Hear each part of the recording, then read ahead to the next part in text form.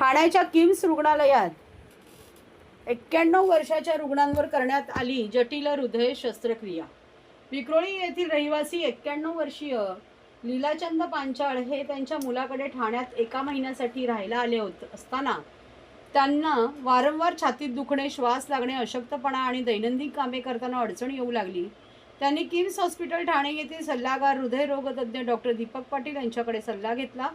त्यांच्या लक्षणांवर वैद्यकीय इतिहासावर आधारित त्यांची कोरोनरी एंजिओग्राफी करण्यात आली आणि त्यामध्ये मल्टीव्हेसल डिसीज असल्याचे निदान झाले। त्यांच्या वय आणि इतर आजारांचा विचार करून वरिष्ठ हृदयरोगतज्ञ आणि कार्डियाक सर्जन यांच्या टीमने चर्चा करून जटिल बायपास शस्त्रक्रिया करण्याचा निर्णय घेतला। ही शस्त्रक्रिया यशस्वी झाली असून रुग्ण पूर्णपणे बरे झाले आहेत। या प्रकरणातून हे स्पष्ट होते की योग्य वेळी निदान, तज्ञ नियोजन आणि उत्तम शस्त्रक्रियेनंतरची काळजी घेतल्यास उच्च जोखमीच्या ज्येष्ठ रुग्णांनाही प्रगत उपचारांचा फायदा होऊ शकतो। डॉक्टर दीपक पाटील यांनी केलेल्या कोरोनरी एंजिओग्राफीमध्ये लेफ्ट मेन कोरोनरी आर्टरीमध्ये आजार असल्याचे तसेच तीव्र कॉन्सिफिकेशनसह ट्रिपल व्हेसल डिसीज आणि 4 ब्लॉकेजेस आढळले, म्हणजेच हृदयाला रक्तपुरवठा करणाऱ्या मुख्य धमन्यांमध्ये गंभीर अडथळे होते। रुग्णाला मधुमेह आणि उच्च रक्तदाब देखील होता, त्यामुळे जोखीम अत्यंत वाढली होती।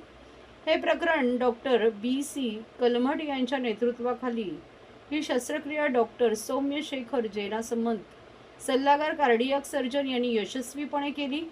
ही 4 ग्राफ्ट बायपास शस्त्रक्रिया धडकत्या हृदयावर करण्यात आली। या प्रगत तंत्रज्ञानामुळे हार्ट लंग मशीनचा वापर टाळता येतो आणि निवडक ज्येष्ठ रुग्णांमध्ये गुंतागुंत कमी होऊ शकते।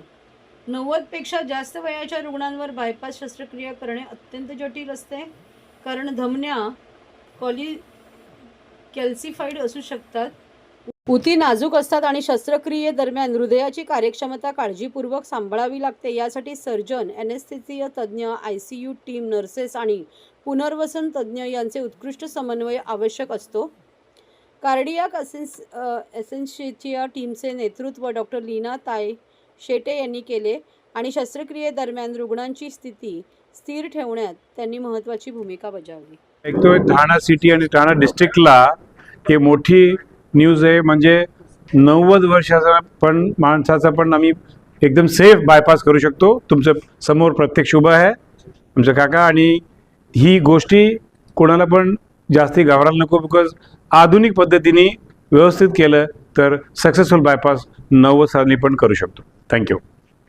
पेशंट तेव्हा आले आमच्याकडे खूप अनस्टेबल होतं। अनस्टेबल म्हणजे काय, त्यांना एक हार्ट अटॅक येऊन गेलं होतं आणि एकंदर सगळं नळीमध्ये ब्लॉक्स होतं, एकंदर लेफ्ट राईट सेंटरमध्ये, आणि 90% पेक्षा मोठे ब्लॉक्स होतं। आणि ताबडतोब अँजिओप्लास्टी घ्यायला जेव्हा ठरवलं तेव्हा आम्हाला कळलं खूप हाय रिस्क आहे, म्हणून एक मोठी चर्चा घेऊन बायपास केलं। बायपास नंतर अतिशय सुरेख पद्धतीने बाहेर आले, सगळं रिकव्हरी आलं आणि 5-6 दिवशी मी घरी पाठवलं। थँक्यू।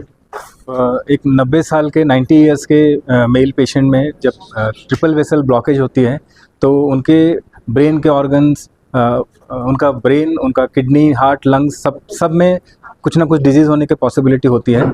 लेकिन हमारा preoperative evaluation, intraoperative हम लोगों ने जो प्लान किया कि how to go ahead with the surgery, और postoperative ICU care, physiotherapy और गुड नर्सिंग केयर से 5 दिन में पेशेंट घर जा सके और कंप्लीट रिकवरी 1 मंथ में हुआ, जिसमें उनका वुंड का हीलिंग, बोन हीलिंग, ये सब बहुत सक्सेसफुली विदाउट एनी कॉम्प्लिकेशन कर सके।